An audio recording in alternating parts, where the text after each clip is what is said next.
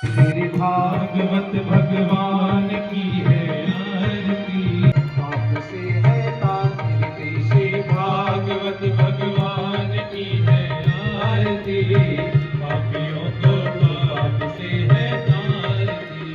सद्धर्म वर्मो बलौ। हम लोग मनसा वाचा कर्मणा परिशुद्ध होकर के आज से और 7 दिन तक इस भाव सरिता में, इस प्रेम के समुद्र में खूब गोता लगाएंगे। आनंद सच्चिदानंद रूपाय। कैसा है वो? बोले सत्य स्वरूप है।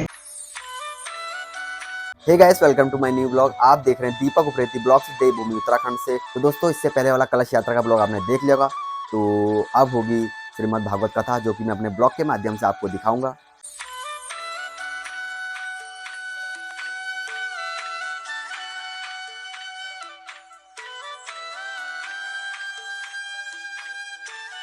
पापियों को पाप से है तारती। श्री भागवत भगवान की है आरती, पापियों को पाप से है तारती। गाओ आरती गाओ आरती गाओ आरती गाओ आरती गाओ आरती गाओ आरती गाओ आरती गाओ आरती। श्री भागवत भगवान की है आरती। नित पावन पुनीत पापों को मिटाने वाला, हरि दर्श कराने वाला, ये शांति गीत पावन पुनीत पापों को मिटाने वाला, हरि दर्श कराने वाला, ये शांति गीत पावन पुनीत पापों को मिटाने वाला, पाप से है तारती। श्री भागवत भगवान की है आरती, पापियों को पाप से है तारती। सद्धर्म वर्मो बलौ। सीता नृष्मण तत्परो पथिगतो, भक्ति प्रदो हि सुता।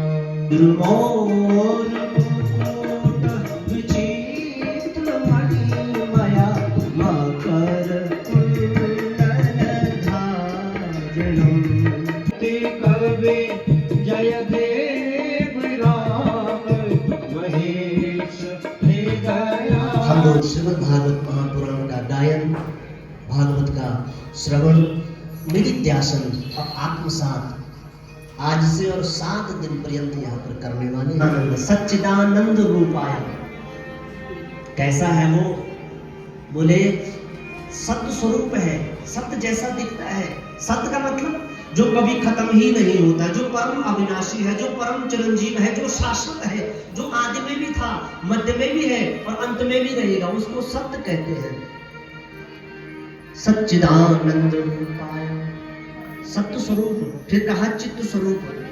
चित्त उसको कहते हैं जिसको किसी प्रकार की लाइट की आवश्यकता नहीं होती है, जिसके भय से, जिसके डर से चांद प्रकाशित होता है, जिसके डर से सूर्य प्रकाशित होता है, वो चित्त स्वरूप। चित्त मतलब ज्ञान स्वरूप, चित्त मतलब हृदय स्वरूप, प्रकाश स्वरूप। और अंत में फिर कह दिया आनंद। सत्य, चित्त और आनंद। अभी कह रहे थे ना, ये वो आनंद नहीं है जो आनंद हम बाहर ढूंढते हैं। संत इसलिए महान होते हैं क्योंकि वो यात्रा अंदर की करते हैं और हमेशा वो निर्द्वंद निर्मोही रहते हैं। हम लोग दुखी इसलिए हैं क्योंकि हम सुख बाहर ढूंढते हैं। खुश रहने के लिए किसी दूसरे की आवश्यकता नहीं पड़ती है, हम स्वयं में भी खुश रह सकते हैं। हाँ, इसलिए हमारी आदत गलत है कि हम सुख बाहर ढूंढते हैं, जो सुख बाहर है ही नहीं। बाहर तो दुख ही दुख है, सुख हम में ही है।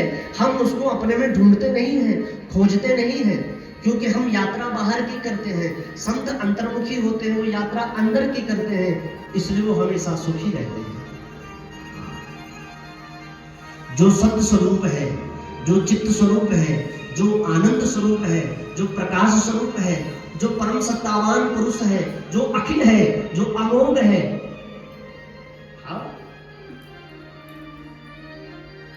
सुनो, फिर कह दिया कि विश्वोत्पत्त्यादि हेतवे, जो इस विश्व को, इस सृष्टि को उत्पन्न करता है फिर संहार भी करता है। संहार का मतलब मारना पीटना नहीं, संहार का मतलब होता है फिर उसका कल्याण भी करता है। हाँ। और ऊपर से एक और बड़ी बात कह दी कि तापत्रय विनाशाय श्री कृष्णाय वयं नमः। क्यों करें हम भगवान श्री कृष्ण को प्रणाम? श्री कृष्णाय वयं नमः, केवल मैं ही नहीं अपितु हम सब उस कृष्ण को प्रणाम करते हैं। क्यों भाई, क्यों हम सब क्यों करें? नहीं करते हैं क्योंकि तापत्रय विनाशाय, 3 प्रकार के तापों का वो उन्मूलन करता है। कौन कौन से हैं वो 3 ताप? बोले आदि दैविक, आदि भौतिक और आदि दैहिक। दैहिक, दैविक और भौतिक जो ताप है, इन तापों को जो निर्मूल करता है, ये शक्ति केवल कृष्ण में ही है। आदि दैहिक ताप उसको कहते हैं, जैसे कभी कभी हमारे अंग फड़क जाते हैं। अपने पिता ब्रह्मा से इस पुराण को सुना था। हाँ, तो ऋषि आश्चर्य करने लगे, कहा सूत जी, हमने तो सुना कि देवर्षि नारद को दक्ष प्रजापति का श्राप था कि वो 2 घड़ी कहीं पर खड़े रहे, उसके बाद वो चलते फिरते रहे। उनको बैठने का तो वरदान था ही नहीं, वो तो चलते फिरते महात्मा थे। कभी शिवलोक में, तो कभी ब्रह्मलोक में, तो कभी किसी के लोक में, कभी कहीं, तो कभी कहीं, कभी कहीं, कभी कहीं। नारद एक जगह पर नहीं टिकता। तो आप कह रहे हैं कि अपने पिता ब्रह्मा से उन्होंने भागवत को सुना, 7 दिन तक उन्होंने भागवत को कैसे सुना? जब पद चलायमान हो, मन अस्थिर हो, कहीं बैठने का वरदान न हो, तो फिर वो आदमी कैसे भागवत सुन लेगा? हमारी शंका बहुत बड़ी हो गई है सूत जी आपके पास। तो सूत जी मुस्कुरा करके बोले, ऋषियों, कथा में 5 बातें ऐसी हैं जो बिल्कुल ध्यान करने वाली हैं। पहली बात है स्थान, दूसरी बात है गान, फिर है ध्यान, फिर है कान, हाँ, फिर है ज्ञान। स्थान कैसा हो? बोले राधा कृष्ण मंदिर जैसा स्थान हो, बिल्कुल बाजार से ऊपर, सुरम्य वातावरण, प्रकृति से नहाई हुई ये धरती है, सुंदर पवित्र स्थान जैसा ये है, स्थान सुंदर हो। अच्छा, गान, जो भागवत का गायन हो, जो व्यासपीठ पर जो जिनको बिठाया गया है, उनका भागवत के श्लोकों का मुक्त गायन, मुक्त कंठ वो भागवत के श्लोक गाएं, लोगों को समझा समझा करके अपनी बात समझाएं, ताकि लोगों के हृदय तक भागवत जाए। हाँ, एक बात और, ज्ञान, जो भागवत सुना रहे हैं व्यासपीठ पर बैठ करके, वो ज्ञान की चर्चा करें। भागवत तो सुनाए, लेकिन ज्ञान पूर्वक सुनाए, ऐसे सुनाए कि उस सुनने में हमको भी ज्ञान हो, ऐसा सुनाए। फिर कहा है ध्यान, जो श्रोता है, अब उनके लिए बात कही है, जो सुनने वाले हैं उनका ध्यान केवल कथा में ही हो। फिर कहा कान, हाँ, ये कान ऐसे नहीं कि यहां से कथा सुनी और यहां से ऐसे नहीं। जय जगदीश हरे स्वामी, जय जगदीश हरे, भक्त जैनों के संकट दास, जैनों के बख्शी वाली दूर करे। ओम जय जगदीश हरे। जो ध्यावे हरे पावे, तो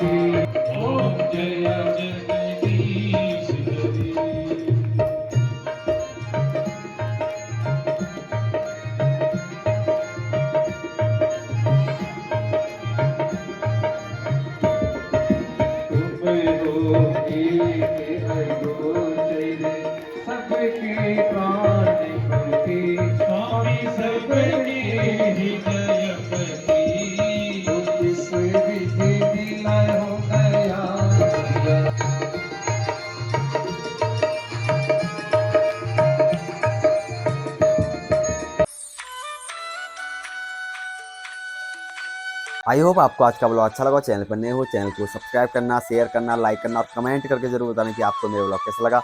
मिलता हूँ मैं आपको नेक्स्ट ब्लॉग में, तब तक के लिए जय देवभूमि, जय उत्तराखंड।